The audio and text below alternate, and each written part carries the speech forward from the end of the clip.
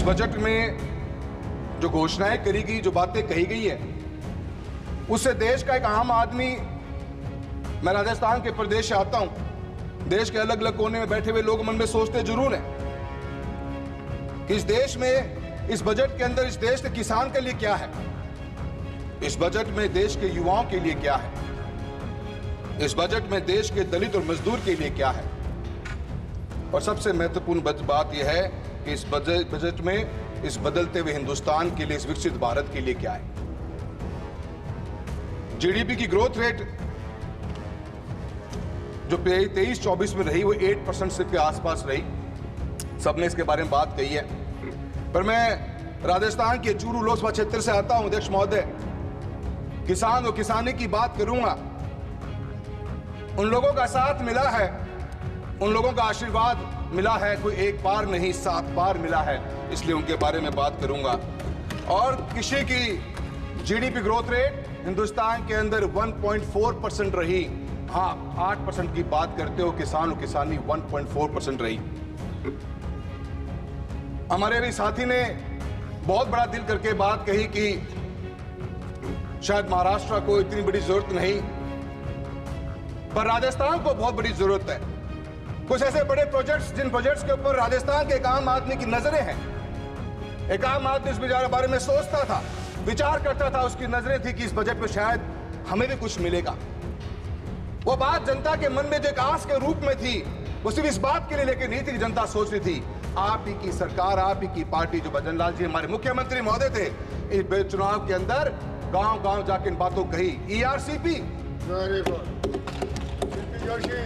ERCP के बारे में बात चली, 16 राज्यों को पीने का पानी मिलेगा, सिंचाई का पानी मिलेगा, यमुना लिंक का पानी, जो राजस्थान की शेखावटी बेल्ट की सबसे बड़ी एक आस की उम्मीद हम रखते थे, इसकी बात ही सोचेंगे हम, जिसके बारे में क्लेम किया गया, भागीरथ का नाम दिया गया।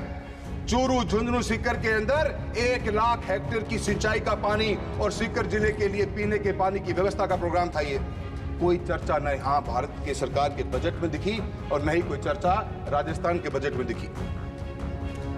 इरिगेशन का प्रोजेक्ट सर कोई पिछले 10 सालों के अंदर बड़ा इस देश के अंदर आया नहीं। हम किसान और किसानी की बात करते हैं, किसान की आय दुगनी करने की बात करते हैं। एक भी बड़ा big ticket canal project north part of Hindustan के अंदर के देखने को नजर नहीं आया।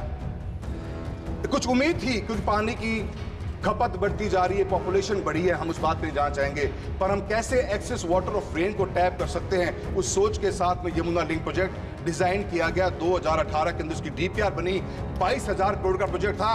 एक नई उम्मीद जगती, एक नया विश्वास पैदा होता और किसान को, किसानी को बहुत बड़ा फायदा मिलता इस प्रोजेक्ट का।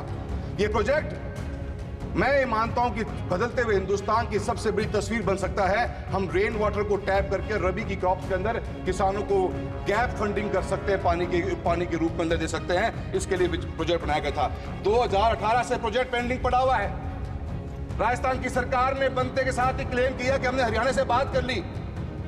हरियाणा के उस समय के मुख्यमंत्री ने कहा कि हमारा भी एग्रीमेंट की कोई क्लैरिटी नहीं है, और इस बजट में हम उम्मीद करते रह गए कि ये 22,000 करोड़ का प्रोजेक्ट शुरू हो जाए, तो जो एक्सेस वाटर या जितनी हमारे बाढ़ आती हैं, जो पानी हमारा वेस्ट जाता है अदर स्टेट्स में या नदियों के मार्फत के इंटरनेशनल बॉर्डर्स को क्रॉस कर जाता है, उस पानी को हम टैप करके राजस्थान जैसे क्षेत्र के अंदर, सर जितना बड़ा मेरा चूरू लोकसभा क्षेत्र है उतना बड़ा पूरा हरियाणा है। अगर ग्रीन रिवॉल्यूशन ने इस देश के अंदर खेती के रूप के अंदर और ग्रेन्स के रूप में जो मजबूती प्रदान हरियाणा और पंजाब ने करी है, एक next level of green revolution की रिक्वायरमेंट है, जहां पे हम ऑयल सीड्स और पल्सेस के ऊपर आज इंपोर्ट करने पे डिपेंडेंट है। अगर राजस्थान के क्षेत्र को पानी मिल जाता तो पूरे हिंदुस्तान का पेट भरने की ताकत रखता है चूरू लोकसभा क्षेत्र और पूरा शेखावटी बेल्ट। किसान की बात, खेती की बात करूंगा सर, अनेकों प्रोजेक्ट्स की बात हुई। अगर आप अपनी स्कीम्स को चेक करेंगे, हर स्कीम के अंदर बजट या तो घटा दिया गया या बजट इंटैक्ट पड़ा हुआ है। किसी बजट के अंदर भी कोई इंप्रूवमेंट नहीं, कोई एक हैंड होल्डिंग नहीं। हम योजनाएं लॉन्च कर देते हैं पर योजनाओं को हैंड होल्डिंग नहीं। सर आप मुझे इस तरह देख रहे हो, मुझे लग रहा है कि आप घंटी बजाने वाले हो। सर देखो मत सर।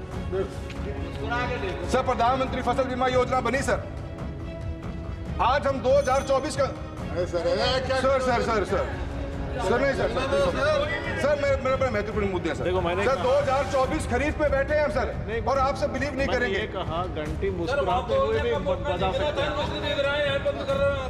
सर ना मुझे कोई वहाँ बोलने दे रहा, नहीं यहाँ बोलने दे रहे सर। 2024 खरीफ का क्लेम आज 2023 खरीफ का क्लेम आज तक राजस्थान में डिस्ट्रीब्यूट नहीं हुआ सर। 2024 खरीफ पिछले आने वाले 7 दिन में इसका प्रीमियम भर चुके होंगे सर। किसके पास जाएं सर? किसान परेशान है, धरना प्रदर्शन रोज चल रहा है राजस्थान के अंदर। एक साल बीत जाता है सर, क्लेम का डिसबर्समेंट नहीं हो रहा। रिलायंस कंपनी को, इंश्योरेंस कंपनी को दे रखा चूरू का ठेका सर, लोकसभा क्षेत्र का। कभी ये आपदा, कभी ये आपत्ति, कभी कुछ है, कभी कुछ। आए दिन प्रॉब्लम है सर। और सर एमएसपी की बात करी जाती है सर। किसान क्या मांग रहा है? आज हमारे मंत्री महोदय ने कहा कि हमने सब कुछ लिख के दिया ही नहीं। तो आपने क्या लिख के दिया? क्या गारंटी दी? मांग क्या रहा किसान? आज किसान और किसानी इतने बुरे हाल में है कि एक एमएसपी की गारंटी मांग रहे। लाखों करोड़ रुपए का बजट आप देश के अंदर बांट रहे हो। अब किसान को चाहिए क्या? एक एमएसपी की गारंटी चाहिए। उस गारंटी के लिए किसान और किसानी लेबर के साथ लेबर ही रही, एक रोजगार पैदा करती है बहुत बड़ा, और बहुत बड़ी इकोनॉमी हमारी इसके ऊपर डिपेंडेंट है। बाजरे के ऊपर अपने मिलेटियर की बात की पिछले साल, इस बार मिलेटियर के नाम पे कुछ भी बात नहीं हुई। बाजरे की खरीद राजस्थान की सरकार सर आज तक भी नहीं कर पा रही है। आप बाजरे को मिलेट के रूप में शामिल करना चाहते हो। मेरे लोकसभा क्षेत्र में सर ग्वार सबसे बड़ा प्रोडक्शन होता है, और ग्वार को एमएसपी में शामिल करने के लिए मैं आपसे बात करना चाहूंगा सर। मैं please sir only one please. So many speakers here only, they're all sitting here. So many speakers, they have given a list. Sir please give me 2 minutes sir, please give me 2 minutes sir. मैं इतना ही कहना चाहूंगा sir, मेरे को बहुत से मेरे points पर आपने मेरे को समय कम दिया है सर। ऑयल सीज और पल्सेस के बारे में बात करूंगा सर। 160 लाख टन 1.4 लाख करोड़ रुपए के एडिबल ऑयल्स हमने इस कंट्री में इंपोर्ट करे पिछले साल के अंदर।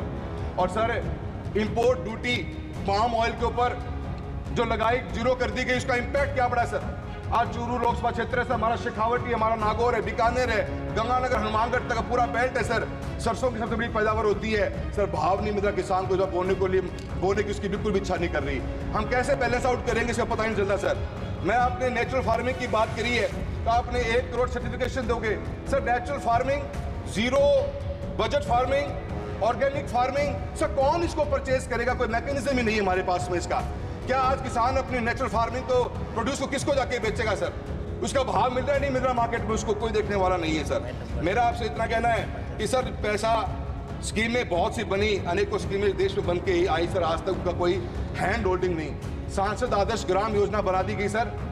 एक योजना, एक गांव की विलेज डेवलपमेंट प्लान जब बना तो 22 करोड़ रुपए का प्लान बना। और सर चूरू लोकसभा क्षेत्र का उदाहरण देता हूं, 325 करोड़ मिलते हैं नरेगा के अंदर काम करने के लिए। एक सरपंच को एक साल में 1.25 से 1.5 करोड़ मिलता है काम करने के लिए। 1.5 करोड़ की लागत से वो 22 करोड़ की वीडीपी कब पूरी होगी? 22 साल बाद पूरी होगी सर। हम कैसे गाँव का विकास करा पाएंगे? आप सोच कर देखिए बात को सर। आप अभी शिक्षा के बारे में इतनी बात चली है सर, चूरू लोकसभा क्षेत्र की बता देता हूँ एक छोटी सी बात सर, लास्ट टाइम बोलूंगा। अध्यक्ष महोदय last time sir ji please understand sir. अध्यक्ष महोदय मैं आपसे इतना कहना चाहता हूँ, यहीं से एक बड़ा लिस्ट आया है, यहीं से सर सब कॉपरेट कर रहे हैं, आप भी कर लो सर मुझे कॉपरेट। Please conclude. धन्यवाद दीपेंद्र जी, आपका सहयोग बहुत अच्छा लगा मुझे। मैं आपको इतना कहना चाहूँगा सर, योजनाएं बहुत सी हैं, उन योजनाओं पे काम नहीं हो पाते सर, हैंड होल्डिंग नहीं हो पाती, इसलिए योजनाएं फेल हो जाती हैं सर। आज ही राजस्थान के भास्कर की यह न्यूज़ है, 16,000 बच्चों ने स्कूल को ड्रॉप आउट कर दिया, गवर्नमेंट स्कूल्स को राजस्थान के चूरू में, सिर्फ इस बात के लिए कर दिया कि सर 1700 से ऊपर रूम्स की रिक्वायरमेंट चूरू अकेले के अंदर है। हजारों रूम्स की रिक्वायरमेंट है, और sir PM Shri, PM stars जैसी योजनाएं चलाएगी, इनके बजट में कटौती कर दी गई सर। मात्र 1200 करोड़ रुपए की पीएम स्टार्स की स्कीम है, जहां पे हम रूम्स बना सकते हैं सर। जब तक हम दोनों चीजों को ऐड ऑन नहीं करेंगे, कभी भी हमारे गांव तक विकास नहीं पहुंच पाएगा। मैं आपका बहुत बहुत धन्यवाद देना चाहता हूं। आखिर में एक बात कहना चाहता हूं सर, कि एमपी लैंड फंड को भी सर 3900 करोड़ का बजट दिया गया है। एक MP quota sir 5 crore rupees per year का, इसको तो कम से कम डबल करा दिया जाए, ताकि हम गाँव में घुसने लग रह जाए।